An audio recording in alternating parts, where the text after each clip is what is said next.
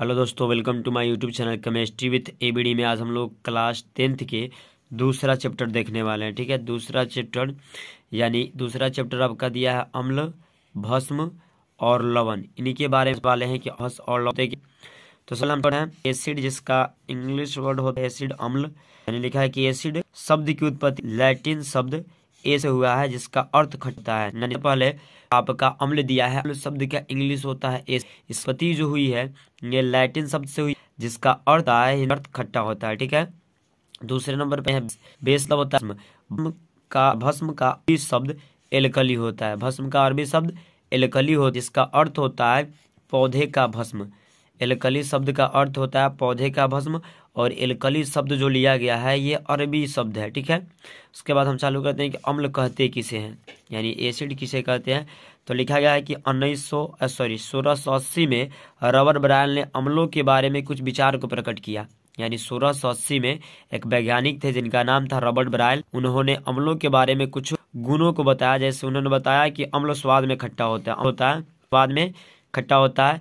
अम्ल नीले लिटमस पत्र को लाल कर देता है। लिटमस पत्र क्या होता है, अभी आप इस चैप्टर में आगे पढ़िएगा कि लिटमस पत्र क्या होता है। तो ये दूसरा गुण बताया उन्होंने अम्ल के, कि जब हम अम्ल को नीले लिटमस पत्र पर डालते हैं तो वो नीला को लाल में परिवर्तित कर देता है। तीसरा गुण दिया गया कि धातुओं के साथ अभिक्रिया कर हाइड्रोजन गैस मुक्त करता है। यानी अम्ल को जब धातु के साथ अभिक्रिया कराया जाता है तो वह हाइड्रोजन गैस मुक्त करता है। ठीक है, देखिए अब भस्म यानी बेस कहते किसे हैं। तो लिखा गया कि 1774 ईस्वी में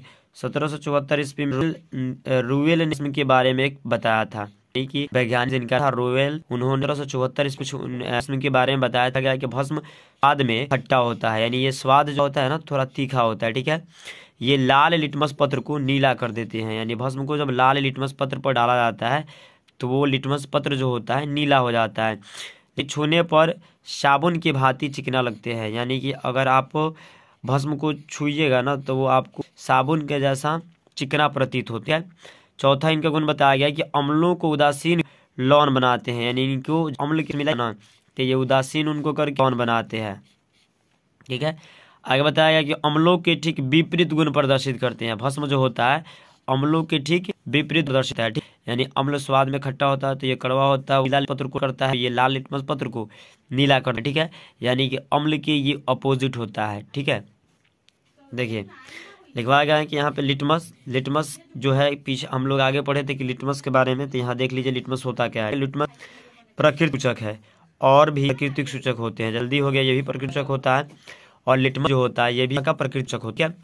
अब लिखा गया कि अम्लों की बनावट कैसे की जाती है। तो 1780 ईस्वी में लभवाजे ने प्रयोग के आधार बताया कि सल्फर, फास्फोरस इत्यादि धातुओं ऑक्सीजन से क्रिया कर बनाते हैं। यानी जो होता है ये लभवाजे द्वारा बताया गया था कि सल्फर या फास्फोरस ये जो अधातु हैं वो ऑक्सीजन से करते हैं, तो जाके आपका क्रिया करने के फलस्वरूप अम्ल बनता है। ठीक है, अब लिखा गया कुछ अम्ल और